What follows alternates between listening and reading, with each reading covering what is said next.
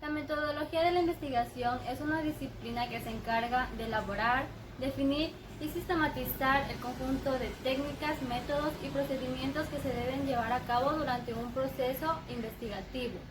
La estructura de un proyecto de investigación puede variar de acuerdo al tipo de proyecto de investigación que se trate, pero en este video explicaremos las partes fundamentales que deben constar dentro de esta estructura y a su vez las iremos relacionando con un ejemplo para que se pueda entender de mejor manera.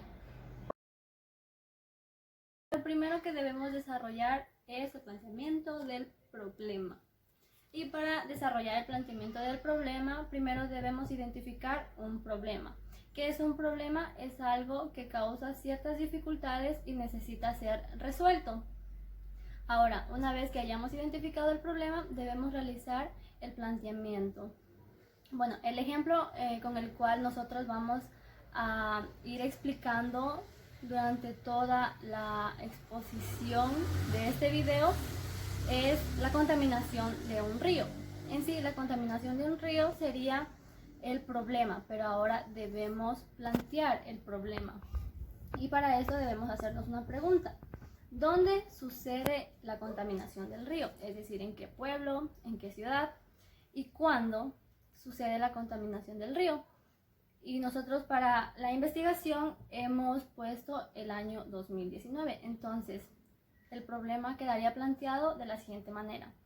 Factores que influyen en la contaminación del río Yanaquincha del cantón Joya de los Hachas en el año 2019. Pero también podemos plantear el problema de una manera interrogativa.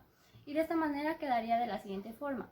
¿Cuáles son los factores que influyen en la contaminación del río Yanaquincha del cantón Joya de los Hachas en el año 2019?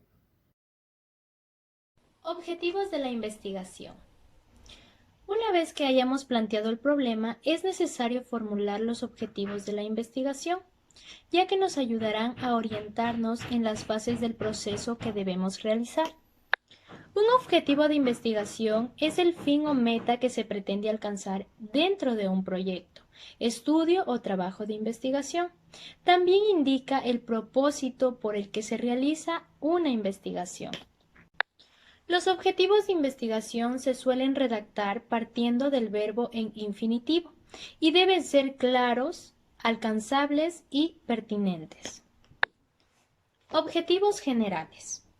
Los objetivos generales en una investigación se centran en un aspecto u objeto de estudio amplio e indican los propósitos globales. Por ejemplo, el objetivo general para el problema que hemos planteado podría ser determinar los factores que influyen en la contaminación del río Yanaquincha. Los objetivos específicos. Los objetivos específicos de una investigación son los que nos ayudan a cumplir el objetivo general, como por ejemplo, algo que nos ayudaría a identificar los factores que influyen en la contaminación del río podrían ser 1. Realizar un análisis cualitativo y cuantitativo del agua del río Yanaquincha. 2. Identificar los factores que influyen en la contaminación del río Yanaquincha. Estos dos objetivos son los que nos ayudarán a lograr nuestro objetivo general. La justificación es la parte del proyecto de investigación en la cual se redactan las razones que nos motivaron a desarrollar la investigación. Las razones pueden ser personales o generales. Una razón personal es cuando la problemática me afecta directamente a mí y una razón general es cuando la problemática afecta a toda una población. En el ejemplo que nosotros hemos planteado, que se trata acerca de un río, de la contaminación de un río, la problemática me afectaría a mí directamente, por lo tanto tendría que dar a conocer las razones personales, ya que yo soy residente de un barrio cercano al río, entonces yo saldría afectada.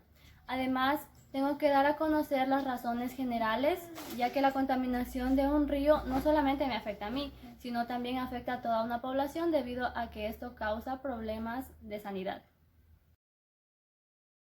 Dentro del proyecto de investigación, vamos a encontrar un punto muy importante el cual es marco teórico. El marco teórico nos dice que es una de las fases más importantes de un trabajo de investigación, que consiste en desarrollar la teoría que va a fundamentar el proyecto con base al planteamiento del problema que se ha realizado. También, de igual manera, se realiza una breve introducción del tema, en el cual se da a conocer por qué es importante realizar una investigación del tema mencionado. Además, se muestran conceptos básicos relacionados con el tema para facilitar la comprensión del lector y así, finalmente, se realizará un encuentro de los antecedentes del tema de investigación. Seguidamente tenemos la introducción. ¿Qué nos dice la introducción? La introducción es una parte muy importante en la descripción de un proyecto. Es seguramente la parte más leída y la que determina en gran parte la actitud del lector en adelante, sea para un ensayo, artículo o trabajo académico. La introducción cumple la función de describir la esencia y el contexto del proyecto, al tiempo que presenta de forma clara el orden de los distintos temas que lo contiene. Es muy recomendable escribir esta sección, que es la introducción, una vez que tenemos el resto del proyecto escrito. Seguidamente tenemos la definición de términos básicos. ¿Qué nos dice esta parte? Nos dice que la definición de términos básicos es una sección que se asemeja mucho a un glosario que se hace del planteamiento del problema. ¿Para qué nos sirve?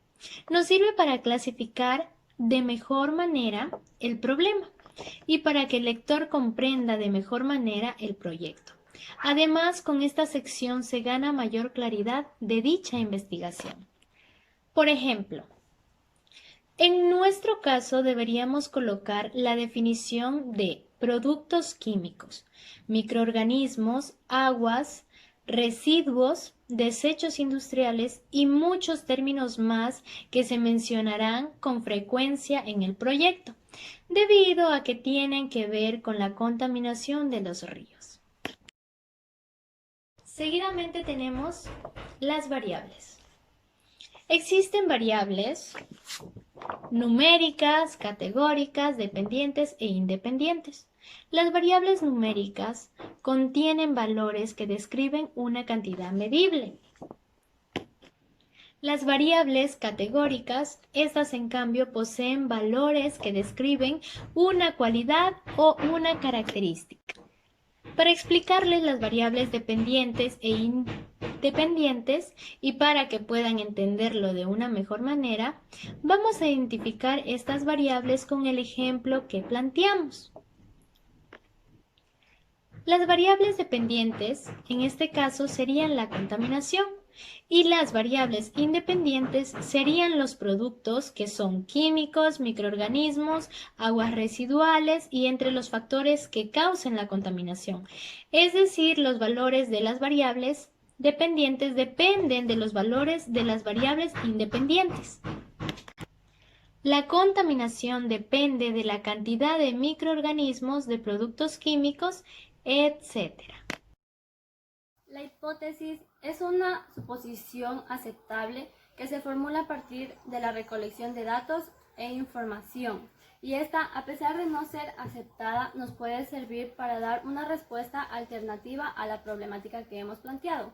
Dentro de la hipótesis deben constar las variables que hemos identificado anteriormente, y en otras palabras, la hipótesis es lo que queremos probar tras llevar a cabo la investigación. De la misma manera, vamos a relacionarlo con el ejemplo del río contaminado. Y la hipótesis que podríamos plantear para esta problemática es que los factores que influyen en la contaminación del río Yanaquincha son el vertimiento de aguas residuales y la presencia de microorganismos.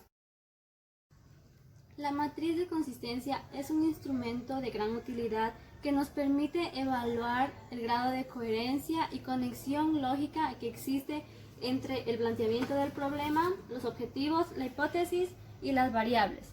Aquí pueden observar que en este cuadro he colocado lo que es el planteamiento del problema en esta fila, los objetivos, tanto el general como el específico, asimismo una hipótesis para cada objetivo y las variables que hemos identificado.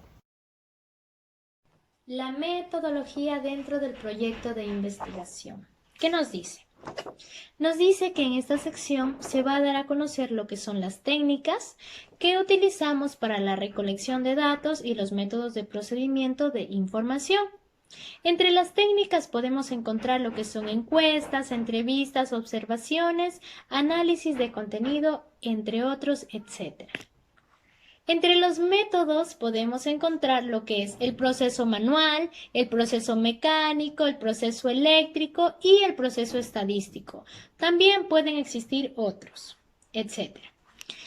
En el ejemplo planteado podemos decir que lo que necesitaríamos es la técnica de observación, es decir, acudir al lugar donde se encuentra este río. Y como método podría ser el proceso estadístico. Estos son únicamente ejemplos, pero se puede utilizar muchos ejemplos más. Los resultados no son más que un resumen de todos los datos que hemos obtenido tras llevar a cabo la investigación. Para dar a conocer los resultados podemos utilizar diagramas de barras, diagramas de pastel o tablas. Esto va a depender mucho de qué es lo que hayamos estudiado. En el ejemplo que nosotros planteamos, que se trataba acerca del río contaminado, tenemos que estudiar el pH del agua, asimismo como la presencia de factores químicos y la cantidad de materia orgánica. Entonces creo que para nuestra investigación lo más factible sería dar a conocer los resultados en una tabla. Y finalmente tenemos el tema para finalizar, que son las conclusiones. Las conclusiones de un proyecto de investigación. Estas conclusiones responden de forma clara si has conseguido los objetivos de tu trabajo investigativo o no, y propone sugerencias para futuras investigaciones. En otras palabras, las conclusiones van en base a los objetivos. Por ejemplo, uno de los objetivos que planteamos en el ejemplo es determinar los factores que influyen en la contaminación del río Yanaquincha. Entonces, en la conclusión yo tendría que decir dichos factores que influyeron en la contaminación del río Yanaquincha, los cuales son el vertimiento del agua residuales y la presencia de dichos microorganismos, si fuera el caso de que la hipótesis sea verificada. Esto ha sido todo lo que hemos querido explicar en este video. Muchísimas gracias.